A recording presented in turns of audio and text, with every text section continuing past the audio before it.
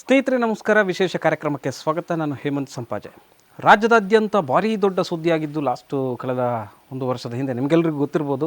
ನಮ್ಮದೇ ಒಂದು ವಿಡಿಯೋ, ಅದರ ಇವತ್ತಿಗೂ ಕೂಡ ಅದು ಆಲ್ ಟೈಮ್ ರೆಕಾರ್ಡ್ಸ್ ನಮ್ಮ ವಿಡಿಯೋಗಳ ಪೈಕಿ. ಅದು ಸುಳ್ಯದ ಸ್ಮಶಾನ ವಾಸಿ, ನಾವೇನು ಹೇಳ್ತೇವೆ ವೀರಬಾಹು ಅಂತ ಹೇಳ್ತೇವೆ, ಸ್ಮಶಾನದ ಕಾಯುವವರು ಒಬ್ಬರು ವೀರಬಾಹು ಗುರುವಪ್ಪ ಅನ್ನೋರು ಬಹಳ ಫೇಮಸ್ ಆಗಿದ್ದರು ನಮ್ಮ ಚಾನಲ್ ಮೂಲಕ. ಇಡೀ ರಾಜ್ಯದಾದ್ಯಂತ ಎಷ್ಟೋ 1.6 ಮಿಲಿಯನ್ಗೆ ಜಾಸ್ತಿ ಅದು ಕ್ರಾಸ್ ಆಗಿತ್ತು. ಮತ್ತು ಗುರುವಪ್ಪ ಅವರು ನಮ್ಮ ಜೊತೆ ಅವ್ರನ್ನ ಮಾತಾಡಿಸ್ಬೇಕು ಅಂತ ನಾನು ಪ್ರಯತ್ನ ಪಟ್ಟೆ. ಯಾಕೆಂತ ಹೇಳಿದ್ರೆ ಮೇಜರ್ ಅಪ್ಡೇಟ್ ಇದೆ ಅವ್ರ ಬಗ್ಗೆ ಹೇಳಬೇಕಾದ ವಿಚಾರ ತುಂಬ ದೊಡ್ಡ ವಿಚಾರ ಇದೆ. ಹಾಗಾಗಿ ಏನು ಆ ವಿಚಾರ ಅನ್ನೋದನ್ನು ಅವ್ರ ಜೊತೆ ಮಾತಾಡ್ತಾ ಕೇಳೋಣ. ಇವತ್ತು ಹೊಸ ಜೀವನಕ್ಕೆ ಕಾಲಿಟ್ಟಿರುವ ಗುರುವಪ್ಪ ಅವರಿಗೆ ಸ್ವಾಗತ. ನಮಸ್ಕಾರ ಗುರುವಪ್ಪಣ್ಣ. ಗುರುವಪ್ಪಣ್ಣ ಅವರನ್ನು ನಾವು ಹೊಸ ಜೀವನಕ್ಕೆ ಕಾಲಿಟ್ಟಿದ್ದಾರೆ ಅಂತ ನಾನು ಹೇಳಿದೆ. ಯಾಕೆ ಅಂದರೆ ಅವರ ಜೀವನದಲ್ಲಿ ದೊಡ್ಡ ಬದಲಾವಣೆ ಆಗಿದೆ.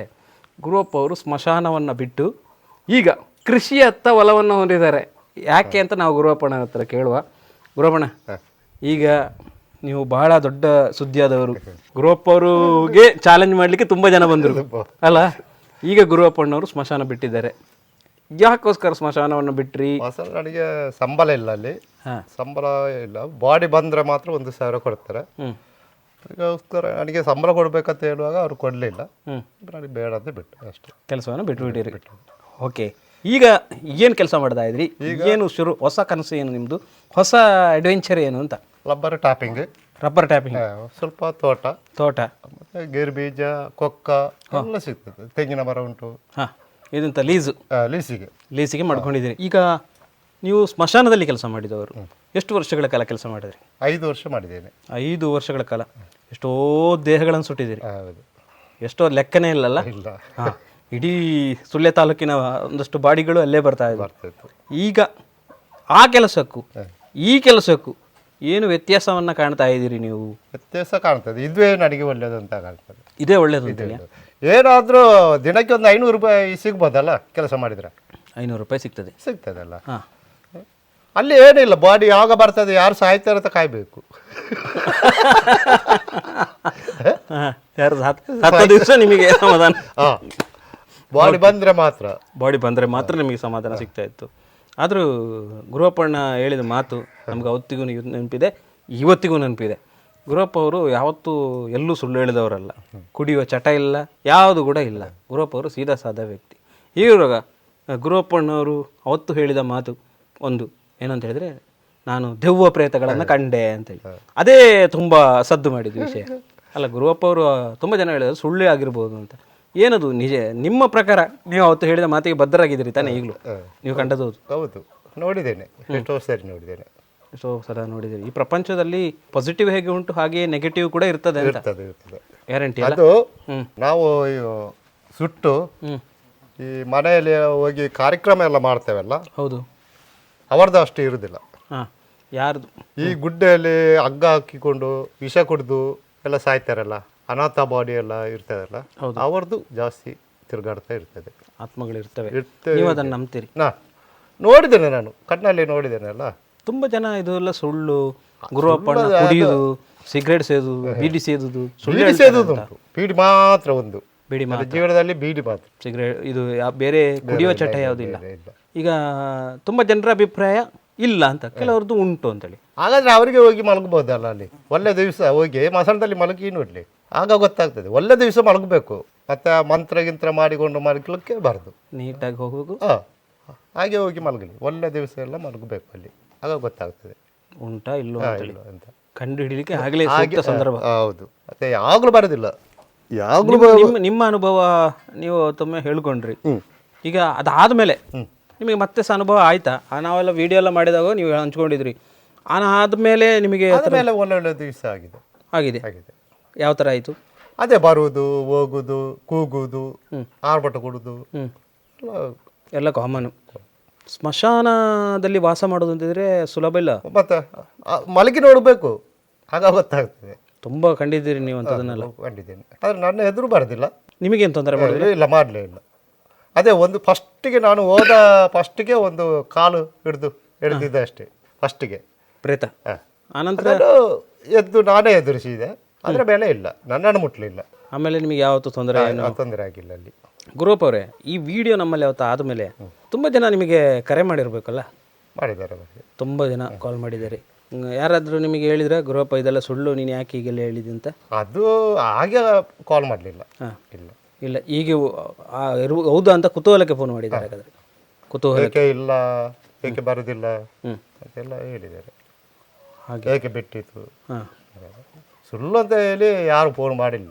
ಈಗ ನಾನು ಕೇಳೋದು, ಗುರುವಪ್ಪ ಅಲ್ಲಿರುವಾಗ ನೀವೇ ಹೇಳ್ತಾ ಇದ್ರಿ, ನನ್ನ ಕಣ್ಣೆದರಲ್ಲಿ ಪ್ರೇತಾತ್ಮಗಳು ಓಡಾಡ್ತಿದ್ವು, ಅಲ್ಲೇ ಓಡಾಡ್ತಿದ್ವು, ಇಲ್ಲೇ ಓಡಾಡ್ತಿದ್ವು, ಕೆಲಸ ಎಲ್ಲ ನನಗೆ ಕಾಲನ್ನು ಎಳೆದಿದ್ದೇವೆ ಅಂತೆಲ್ಲ ನೀವು ಹೇಳಿದ್ರಿ. ಇವಾಗ ಗುರುವಪ್ಪ ಅಲ್ಲಿ ಬಿಟ್ಟು ಬಂದಮೇಲೆ ಗುರುವಪ್ಪನಿಗೆ ಏನಾದರೂ ಕಾಣ್ತದೆ ಈಗ? ಈಗ ಇಲ್ಲಿ ಇಲ್ಲ, ಏನು ಏನಿಲ್ಲ. ಇದರ ಒಳಗೆ ಎಂಥದ್ದು ಇಷ್ಟುವರೆಗೆ ಕಾಣಲಿಲ್ಲ. ಅದು ಬಿಟ್ಟು ಒಂದು ಹಾವು ಕಾಣಲಿಲ್ಲ ನಾನು ಇದರ ಹೊಸ ಕಾಣಲಿಲ್ಲ. ಅಂದರೆ ನೀವು ಅಲ್ಲಿ ಇದ್ದ ಮಾತ್ರಕ್ಕೆ ಅದು ನಿಮ್ಮನ್ನು ಹಿಂಬಾಲಿಸಿಕೊಂಡು ಬರುವಂಥದ್ದು ಅಥವಾ ನಿಮ್ಮೊಟ್ಟಿಗೆ ಇರುವಂಥದ್ದು ಯಾವುದೂ ಇಲ್ಲ? ಇಲ್ಲ ಇಲ್ಲ. ಅಲ್ಲಿ ಬಿಟ್ಟು ನೀವು ಅಲ್ಲಿ ಎಷ್ಟು ದಿವಸ ಕೆಲಸ ಮಾಡಿದಿರಿ? ಮತ್ತು ನಾನು ಹೊರಗಡೆ ರಾತ್ರಿ ಆಗಲೂ ಎಲ್ಲ ಹೋಗುವಾಗ ನಾನು ಅಲ್ಲಿ ಮಾಡಿದ್ದು ಒಂದು ಈಶ್ವರ ಇದುಂಟು ಪದಕ ರುದ್ರಾಕ್ಷ ಹಾಕಿ ಸ್ಮಶಾನವಾಸಿದು. ಅದನ್ನು ಹಾಕಿಕೊಂಡು ಹೋಗ್ತೇನೆ. ಎಲ್ಲಿ ಎಷ್ಟು ರಾತ್ರಿ ಬೇಕಾದರೆ ಹಾಕಿಕೊಂಡು ಹೋಗ್ತೇನೆ. ಬರೋದಿಲ್ಲ ಅದೇ. ಈಶ್ವರನಿಗೆ ಎಷ್ಟು ಪವರ್ ಇದೆ. ಹೌದು. ಈ ಸ್ಮಶಾನ ಕಾಯುವವರು ಅಂತ ಹೇಳುವಾಗ ಅವರಿಗೆ ತುಂಬ ಕಷ್ಟ ಇರ್ತದೆ. ಸ್ಮಶಾನ ಕಾಯುವವರು ಏನೆಲ್ಲ ಕಷ್ಟವನ್ನು ಅನುಭವಿಸ್ತಾರೆ ಸಾಮಾನ್ಯವಾಗಿ? ನೀವು ಕಂಡಾಗೆ ನೀವು ಅನುಭವಿಸಿದ ಕಷ್ಟಗಳು ಏನೇನು? ಕಷ್ಟ ಅಂದರೆ ರಾತ್ರಿ ಬಂದರೆ ಇದು ಮಾಡಬೇಕಲ್ಲ, ಎಲ್ಲ ರೆಡಿ ಮಾಡಬೇಕಲ್ಲ. ಒಬ್ಬನೇ ಅಲ್ಲ, ಯಾರು ಇರೋದಿಲ್ಲ. ಅಲ್ಲಿಗೆ ಹೋಗ್ಬೇಕಲ್ಲ. ಈಗ ಆ ಪೆಟ್ಟಿಗೆ ಹತ್ರ ಹೋಗಬೇಕು. ಆದರೆ ಸರಿ ಕರೆಂಟ್ ಇಲ್ಲ, ಲೈಟ್ ಟಾರ್ಚ್ ಇಟ್ಕೊಂಡು ಹೋಗಿ ಎಲ್ಲ ರೆಡಿ ಮಾಡಿ ಎಲ್ಲ ಮಾಡಿ ಕೊಡಬೇಕು. ಅವರು ಮತ್ತೆಲ್ಲ ಬರೋದು. ಅವರು ಬರ್ತಾರೆ, ಬೆಂಕಿ ಕೊಡೋದು, ಅವರು ಹೋಗೋದು. ನನಗೆ ಹೋಗ್ಲಿಕ್ಕೆ ಆಗೋದಿಲ್ಲ. ಅದು ಸ್ವಲ್ಪ ಕೆಳಗೆ ಹೋಗಬೇಕು, ಸುಟ್ಟು ಫುಲ್ಲು ಇದಾದ್ಮೇಲೆ ಬೆಂಕಿ ಕೂಡಬೇಕು. ಆಮೇಲೆ ನಾನು ಅಲ್ಲಿಂದ ಹೋಗಿ ಸ್ನಾನ ಮಾಡಿ ಮತ್ತೆ ಮಲಗೋದು. ಎಷ್ಟು ಗಂಟೆ ಆದರೂ. ಎಷ್ಟೋ ಸರಿ ಇದು ಅಚ್ಚುಡಿಗೆ ಗೊತ್ತುಂಟಲ್ಲ, 4 ಗಂಟೆ. 4 ಗಂಟೆಗೆಲ್ಲ ಅಚ್ಚು ಇರ್ತಿದ್ದ. ಒಬ್ಬ ನಡೆ ಬಿಡುದಿಲ್ಲ ಅವನು. ಅದರಲ್ಲಿ ಅವನಿಗೆ ಮೆಚ್ಚಬೇಕಲ್ಲ. ಈಗ ಸ್ಮಶಾನ ನೀವು 4 ತಿಂಗಳಾಯಿತು ಈ ಸ್ಮಶಾನವನ್ನು ಬಿಟ್ಟು ಕೃಷಿಯ ಜೀವನಕ್ಕೆ ಬಂದು. ಹೌದು. ಈ ಜೀವನದಲ್ಲಿ ಯಾವ ಥರ ಖುಷಿ ಕಂಡಿದ್ದೀರಿ? ಎಷ್ಟು ಖುಷಿ ಇದೆ ನಿಮಗೆ? ಈಗ ಬೆಳಿಗ್ಗೆ ಎದ್ದರೆ ಎಂಥ ಕೆಲಸ ಶುರುವಾಗ್ತದೆ? ಬೆಳಿಗ್ಗೆ 4 ಗಂಟೆಗೆ ಎದ್ದು ನಾನು ಟಾಪಿಂಗ್ಗೆ ಹೋಗೋದು. 4 ಗಂಟೆಗೆ ಹೇಳ್ತೇನೆ. ಎಷ್ಟು ಮರ ಟ್ಯಾಪಿಂಗ್ ಮಾಡ್ತೀರಿ? ಅದು ಎಷ್ಟು ತಿಳ್ತಾ ಅಷ್ಟು ಮಾಡೋದು. ದಿವಸಕ್ಕಿಷ್ಟು ಟ್ಯಾಪಿಂಗ್ ಮಾಡ್ತೀರಿ. ಮತ್ತೇನು ಕೆಲಸ ಮಾಡಿ ಆಫ್ಟರ್ ಟ್ಯಾಪಿಂಗ್? ಬಂದು ಬಾಕಿ ಎಲ್ಲ ಸಿಲ್ಟ್ರೆ ಎಲ್ಲ ಇರ್ತದೆ. ಹಾಲು ಎಲ್ಲ ಹಾಕಿ ಇದು ಮಾಡಿ ಮತ್ತೆ ಸ್ವೀಟು ಸಾಯಂಕಾಲ ಮಾಡೋದು. ಸಾಯಂಕಾಲ ಶೀಟ್ ಮಾಡ್ತೀರಿ. ಓಕೆ. ನೋಡಿ, ಗುರುವಪ್ಪ ಅವರು ಆಡಿಗೆ ಸೊಪ್ಪೆಲ್ಲ ತಂದಿದ್ದಾರೆ. ಬರೀ ಅವರು ಹೊಸ ಜೀವನದ ಬಗ್ಗೆ ಇನ್ನಷ್ಟು ತಿಳ್ಕೊಳ್ಳುವ. ಬನ್ನಿ, ಆಡೆಲ್ಲ ನೋಡುವ.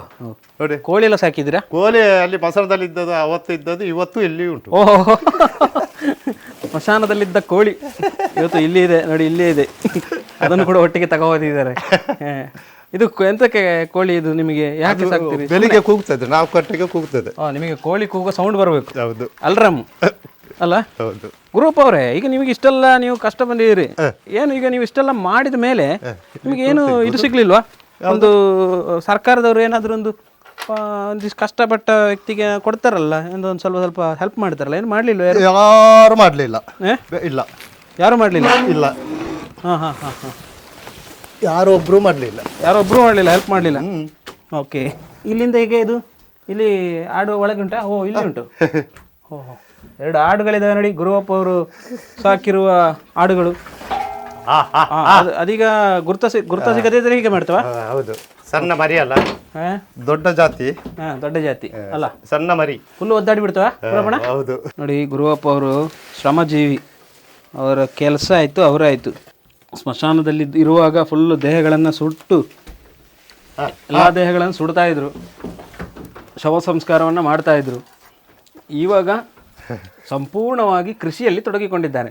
ಆಡಿನ ನಿರ್ವಹಣೆ ಹೇಗೆ ಗುರುವಪ್ಪ ಅವರೇ? ನೀವು 4 ತಿಂಗಳಲ್ಲಿ ಕಲ್ತು ಬಿಟ್ಟಿದ್ದೀರಾ ಆಡಿನ ನಿರ್ವಹಣೆ? ಇದೆಲ್ಲ ನನಗೆ ಮುಂದೆ ಗೊತ್ತಿತ್ತಲ್ಲ. ಹೌದಾ? ಕೇರಳದಲ್ಲಿ ಇರುವಾಗ ಗೊತ್ತಿತ್ತು. ನೀವು ಕೇರಳದಲ್ಲಿ ಬೇರೆ ಇದ್ರಾ? ಮತ್ತೆ ಅಲ್ಲೇನು ಮಾಡ್ತಾ ಇದ್ರಿ? ಅದೇ ಇದ್ವಿ, ಟಾಪಿಂಗ್, ಆಡು ಸಾಕು. ಅಲ್ಲಿ 100 ಆಡು ಇತ್ತು ನನ್ನ ಹತ್ರ. 100? ಮತ್ತೆ 100 ಆಡು ಸಾಕ್ತಾ ಇದ್ರಿ. ಈಗ ಇದು ನೀವು ಕಟ್ಟಿದ್ರು ಕೂಡ ಏನು ತಿನ್ನುವುದಿಲ್ಲ?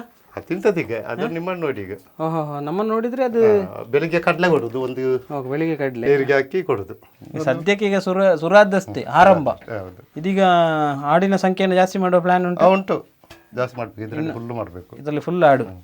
ನೋಡಿ, ಗುರುವಪ್ಪ ಅವರು ಕೃಷಿ ಚಟುವಟಿಕೆ ಜೊತೆಗೆ ಆಡು ಸಾಕಾಣೆಯನ್ನು ಕೂಡ ಮಾಡ್ತಾ ಇದ್ದಾರೆ. ಹಾಗೆಯೇ ಅವರ ನೆಚ್ಚಿನ ಕೋಳಿ ಸಾಕಾಣೆ ಕೂಡ ಶುರುವಾಗಿದೆ ಇಲ್ಲಿ ಬಂದ ಮೇಲೆ ಅಲ್ಲ. ಕೋಳಿ ಫಾರ್ಮ್ ಮಾಡುವ ಅಂತ ಹೇಳಿದ್ದಾರೆ ದನಿಯವರು. ಹಾಂ, ಮಾಡಿಕೊಟ್ರೆ ಅದನ್ನು ಮಾಡುದು. ಕೋಳಿ ಫಾರ್ಮ್ ಕೂಡ. ಫಾರ್ಮು, ಹಾಂ ಹಾಂ ಹಾಂ, ಓಕೆ. ಕೋಳಿ ಫಾರ್ಮು ಮತ್ತೆ ಹಸು ತಂದು ಕೊಡ್ತೇನೆ ಎಲ್ಲ ಹೇಳಿದ್ದಾರೆ. ಹಸು ಕೂಡ. ಹಾಂ, ಯಾಕಂದ್ರೆ ಗುರುವಪ್ಪ ಈಗ ಮಲ್ಟಿ ಕೆಲಸದಲ್ಲಿ ಎಲ್ಲ ಅಲ್ಲ. ಹೌದು. ಅಂದರೆ ಇನ್ಕಮಲ್ಲಿ ಈಗ ಇನ್ನು ಗುರುವಪ್ಪ ಅಲ್ಲ. ಆಗ್ಬೇಕಷ್ಟೇ. ಈ ವರ್ಷ ಆಗ್ಲಿಕ್ಕಿಲ್ಲ, ಹಾಂ, ಬರೋ ವರ್ಷ.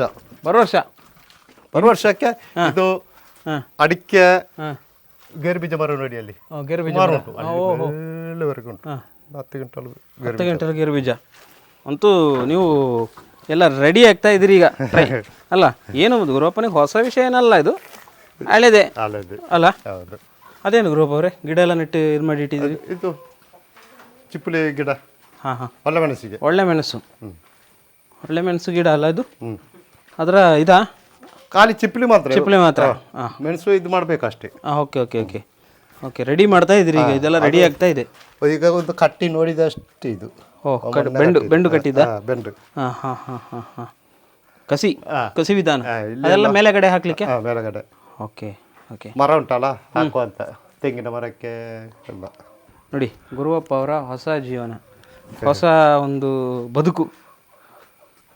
ಸೊಪ್ಪು ತರಲಿಕ್ಕೆ ಅವರು ಇದೆ ಸ್ಕೂಟಿಯಲ್ಲಿ. ಇಲ್ಲೆಲ್ಲ ಇದಿಲ್ಲ, ಎಲ್ಲ ಸ್ಕೂಟಿಗೆ ತುಂಬಿಸೋದು ತಗೊಬರ್ತಾ ಇರೋದೆ ಅಲ್ಲ. ಕರೆಕ್ಟಾ? ಸ್ಮಶಾನದಲ್ಲಿ ಕಾಯ್ತಾ ಇರ್ಬೇಕಾದ್ರೆ ಮನುಷ್ಯನ ದೇಹದ ಕಬ್ಬಿಣದ ಎಲ್ಲ ಸಿಕ್ಕಿಸಿರ್ತಾರಲ್ಲ ವೈದ್ಯ ಶಸ್ತ್ರಚಿಕಿತ್ಸೆ ಮಾಡುವಾಗ, ಅದನ್ನೆಲ್ಲ ರಾಶಿಗಟ್ಟಲೆ ಇಟ್ಟಿದ್ರು. ಏನಾಯ್ತು? ಅಲ್ಲೇ ಉಂಟಾ? ತಗೊಂಡು ಬರೋದು. ನಿಮಗೆ ಯಾವತ್ತೊಂದು ದಿವಸ ಮಿಸ್ ಆಗಿದೆ ಅಂತ ಅನಿಸೋದಿಲ್ಲ? ಒಂದು ಕೆಲಸ, ಅದೊಂದು ನಿಮ್ಮೊಂದು ಕೆಲಸ ಇತ್ತಲ್ಲ, ಅದೊಂದು ಮಾಡ್ತಾ ಇದ್ರೆ ಅದೊಂದು ದುಡ್ಡು ಸಿಗದೇ ಇರ್ಬೋದು, ಆದರೆ ಅದರಲ್ಲೊಂದು ಸಾರ್ಥಕತೆ ಭಾವನೆ ಇತ್ತು. ಎಷ್ಟು ಇಲ್ಲ ಇಲ್ಲ, ಅದು ನನಗೆ ಇದೇ ಇಲ್ಲ. ನನಗೆ ಅಲ್ಲಿಂದ ಇದ್ದೇ ಫಸ್ಟ್ ಅಂತ ಆಯ್ತು. ಇದೇ ಒಳ್ಳೇದು ಅಂತ ಆಯ್ತಾ? ಒಳ್ಳೇದು ಅಂತ. ಕೃಷಿ ಆದ್ರೆ ಒಳ್ಳೇದಲ್ಲ. ರಗಳೆ ಇಲ್ಲ. ಅಲ್ಲಿ ಆದ್ರೆ ನಿದ್ರೆನೂ ಕೆಡಬೇಕು. ಹೌದು. ರಾತ್ರಿ ಬಂದ್ರೆ, ಇವತ್ತು ರಾತ್ರಿ ಬಂದ್ರೆ ಮತ್ತೆ 2-3 ದಿವಸ ಇರೋದಿಲ್ಲ, ನಿದ್ರೆ ಇಲ್ಲ ಸರಿ. ಮತ್ತೆ ಕಾಯ್ಬೇಕು ಅವರನ್ನು, ಯಾರು ತರ್ತಾರೆ ಅಂತ. ಅವ್ರು ಈಗ ನಿಮಗೆ ಬಾಡಿ ತಂದವರೆಲ್ಲರೂ ದುಡ್ಡು ಕೊಡ್ತಾ ಇದ್ರೆ ಅಥವಾ ಕೊಡ್ತಾ ಇದ್ರು? ಎಷ್ಟು ಸಿಗ್ತಾ ಇತ್ತು ನಿಮಗೆ ಅಲ್ಲಿ? ಅದು ಹೇಳಲಿಕ್ಕೆ ಆಗುದಿಲ್ಲ. 100-200 ಕೊಟ್ಟರು ಆಯ್ತು. 100-200 ರೂಪಾಯಿ, 500 ಕೊಡ್ತಾರೆ. ಮತ್ತೆ ನಾನು ಕೇಳುದಿಲ್ಲಲ್ಲ ಯಾರ ಹತ್ರ ಇಷ್ಟುವರೆಗೆ. ಅಲ್ಲಿ ಆ ಮಾಸನದಲ್ಲಿ ಅಷ್ಟು ಕೊಡಬೇಕು ಇಷ್ಟು ಕೊಡಬೇಕು ಯಾರ ಹತ್ರ ಕೇಳಲಿಲ್ಲ. ನಿಮಗೆ ಅಲ್ಲಿ ಸಂಬಳ ಅಂತ ಇರಲಿಲ್ಲ? ಇರಲಿಲ್ಲ. ಹೇಗೆ ಮತ್ತೆ ಅಲ್ಲಿ ನಿಮಗೆ ಬಾಡಿ ಬಂದ್ರೆ ಮಾತ್ರ 1,000 ಉಂಟು. ಅದು ಯಾರು ಕೊಡೋದು? ಅದು ಪಂಚಾಯತಿಯಿಂದ ಕೊಡೋದು. 1,000 ಒಂದು ಬಾಡಿಗೆ 1,000 ಮಾತ್ರ. ತಿಂಗಳಿಗೆ ನಿಮಗೆ ಬಾಡಿ ಎಷ್ಟು ಬರ್ತಾ ಇತ್ತು ಸರಾಸರಿ? ಇಲ್ಲಪ್ಪ, ಒಂದೊಂದು ಸರಿ ಒಂದು ತಿಂಗಳು ಬರೋದಿಲ್ಲ. ಮಳೆಗಾಲದಲ್ಲಿ ಇನ್ನು ಬರ್ತದೆ, ಹೊರಗೆ ಮಾಡಲಿಕ್ಕೆ ಆಗೋದಿಲ್ಲ ಹಾಗೆ ಬರ್ತದೆ. ಬೇಸಿಗೆ ಕಾಲದಲ್ಲಿ ಕಡಿಮೆ. ಅಲ್ಲಿ ಯಾವ ಥರ ಸಹಕಾರ ಸಿಕ್ಕಿತ್ತು? ಜನಗಳದ್ದು ಪ್ರೀತಿ ಯಾವ ಥರ ಇತ್ತು ನಿಮ್ಮ ಮೇಲೆ? ಜನಗಳದ್ದು ಒಳ್ಳೆ ಇದ್ದಿತ್ತು, ಎಲ್ಲ ಜನಗಳದ್ದು ಇದ್ದಿತ್ತು, ಸಹಕಾರ ಇತ್ತು. ಎಲ್ಲ ನಿಮ್ಮ ಬಗ್ಗೆ ಈಗಲೂ ಕೂಡ ನೆನಪು ಮಾಡಿಕೊಳ್ತಾರೆ. ಈಗಲೂ ಹೋಗುವಾಗ ಯಾರು ಬಿಡುದಿಲ್ಲ, ಮರ್ತಿಲ್ಲ ಯಾರು. ಬಿಟ್ಟಿದ್ದಕ್ಕೆ ಅಂತ ಕೇಳುದು ಎಲ್ಲರೂ ಹಾಗೆ ಕೇಳ್ತಾರೆ, ಯಾಕೆ ಬಿಟ್ರಿ, ಏಕೆ ಬಿಟ್ಟಿದ್ದು, ಇಲ್ಲೇ ಇರಬೇಕಿತ್ತು ಅಂತ. ಸಂಬಳ ಇಲ್ಲ ಮತ್ತೆ ಏಕೆ ನಿಲ್ಲೋದು ಅಂತ. ತಿಂಗಳಿಗೆ ಇಷ್ಟು ಅಂತ ಕೊಡ್ಬೇಕಲ್ಲ. ನೀವು ದುಡ್ಡಿಲ್ಲದೆ ಬಿಡಲಿಕ್ಕೆ ಕಾರಣ.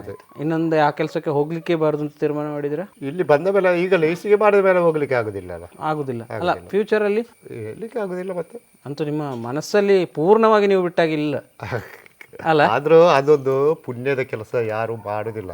ರಾತ್ರಿ ಎಲ್ಲ ಯಾರು ಮಾಡ, ಎಲ್ಲಿ ಬೇಕಾದ್ರೆ ಕೇಳಿ ಹೋಗಿ ರಾತ್ರಿ ಮಾಡ್ಲಿ ನೋಡುವ.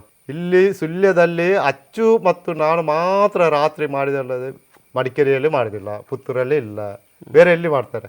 ನಾವು ಎಷ್ಟು ರಾತ್ರಿ ಬಂದರೂ ಮಾಡ್ತೇವೆಲ್ಲ. ಅಚ್ಚು ನಿಲ್ತಾನೆ ಎಷ್ಟು ಶವ ಸಂಸ್ಕಾರ ಅಷ್ಟೊತ್ತಿಗೆ ನೀವು ರಾತ್ರಿ ಫುಲ್ಲು ಬಂದರೂ ಕೂಡ ಶವ ಸಂಸ್ಕಾರಕ್ಕೆ ಅಲ್ಲಿ ಇದು ಉಂಟು, ವ್ಯವಸ್ಥೆ ಉಂಟು. ನೀವು ಇರುವಾಗ ಇತ್ತು, ಈಗಿಲ್ಲ. ಈಗ 5 ಗಂಟೆವರೆಗೆ ಮಾತ್ರ, ಬೆಳಿಗ್ಗೆಯಿಂದ ಸಂಜೆವರೆಗೆ. ಮತ್ತೆ ಅಚ್ಚಿದ್ರೆ ಮಾಡ್ತಾರಂತೆ, ಅಚ್ಚು ಇದ್ರೆ ಹಾಗೆ ಹೇಳಿದ, ಗೊತ್ತಿಲ್ಲ ನನಗೆ. ನೀವೀಗ ಮನೆಗೆ ಹೋಗುದು, ನಿಮ್ಮ ಮನೆ ಉಂಟಲ್ಲ ನಿಮಗೆ, ನೀವು ಹೇಗೆ ಅದೆಲ್ಲ ಇಲ್ಲಿದ್ದು ಹೋಗುದಾ? ಇಲ್ಲ ರೀ, ಈಗ ಹೋಗುದು ಕಷ್ಟ ಆಗ್ತದೆ. ಟಾಪಿಂಗ್ ಮಾಡಬೇಕು. ಬೆಳಿಗ್ಗೆ ಎಷ್ಟು ಗಂಟೆಗೆ ಹೇಳ್ತೀರಿ ಟ್ಯಾಪಿಂಗ್? 4 ಗಂಟೆಗೆ. 4 ಗಂಟೆಗೆ ಹೇಳ್ತೀರಿ.